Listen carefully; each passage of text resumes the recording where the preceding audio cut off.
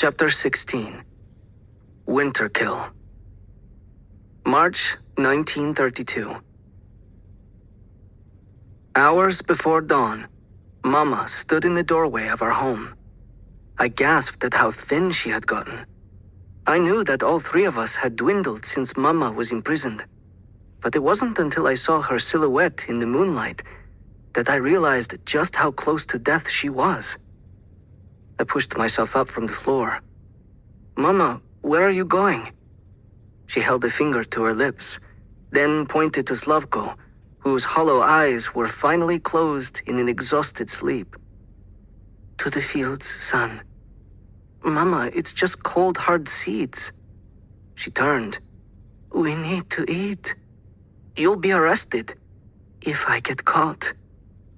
If she walked through town to get to our old wheat field in this frenzied state, she'd be shot for sure.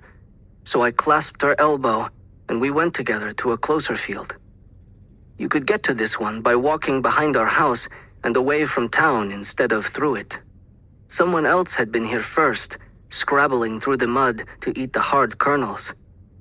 When we got to the edge of the field, Mama fell to her knees and began to squeeze the icy mud through her hands, looking for one hard nugget of sustenance at a time. I kept a lookout while she dropped kernels into the deep pocket of her skirt. All at once, horses' hooves pounded in our direction. I gave a low whistle. Mama turned. I flailed my arms. "Hide," I mouthed. But she ignored me. She squeezed more mud, looking for those elusive seeds. A sharp bang. And again. Mama collapsed into the black earth. I stood in shock. The pounding of hooves got louder. I wanted to run to Mama, to see if I could save her. But the horseman was nearly upon me, and I knew what Mama would want. She'd want Slavko and me to survive. I sank to the ground and rolled under a tree trunk. As the man galloped past, shotgun in hand, I poked my head out to see who it was.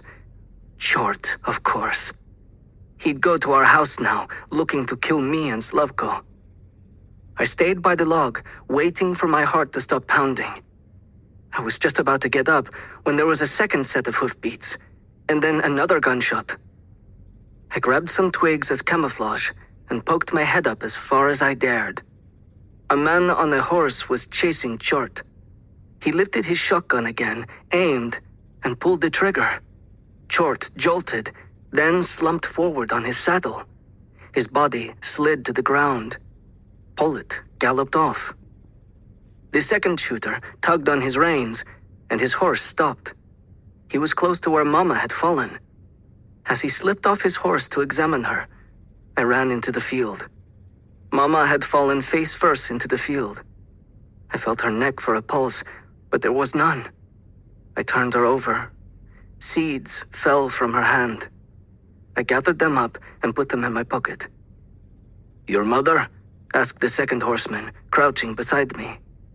I nodded, then said, "They'll blame me for Chort's death." "I'm sorry, boy," he said. "Get out of here while you still can." "Who are you?" I asked. The man was gaunt and barefoot like me, and his clothing was ragged. I knew everyone around here. He was not a local. "A farmer like you," he said. "On the run." The farmer raked his fingers through the mud, looking for a few kernels for himself. When he had a dozen or so, he got back on his horse and rode away. I would have liked to bury my mother, to say a prayer for her soul, but she was dead, and she would want Slavko and me to live. I hurried back to our home and woke Slavko up. "Where's Mama?" asked Slavko, his eyes looking huge with hunger. "Shot dead," I said. He scrambled to his feet. "It's not possible," he said. "Take me to her. I need to help." "No," I said. "Right now, we have to get out of here or we'll be killed too." It is not an easy thing to force brute sorrow and rage out of your thoughts. My mother lay in a muddy field, murdered. We had no time to mourn her, to say goodbye. All I could do was urge my brother not to think or feel, but to just get ready so we could leave. We dressed in layers and wore our boots.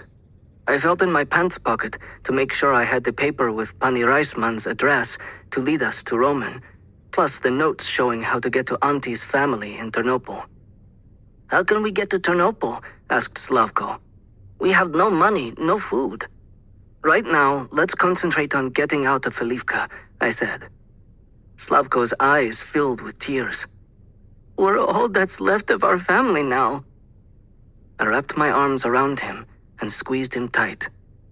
"I promise to do everything I can to keep you safe." He hugged me back, then inhaled a jagged breath. "I know you will," he said. "And I'll do everything I can to keep you safe too." I opened the door and was about to step out when Yelena, Chort's wife, pushed me back in and stepped in herself, closing the door behind her. She was wearing a long silky green robe that was tied with a ribbon at the waist. Her face was streaked with tears, but she didn't look sad. "Thank you for killing my devil of a husband," she said. Then she reached into the pocket of her robe and pulled out a parchment-wrapped packet the size of my palm. "That's some food. Now go." I wanted to say something, to thank her, but she left before the words came out of my mouth. "Come on," I said to Slavko. I put the package into my coat pocket, and we were gone.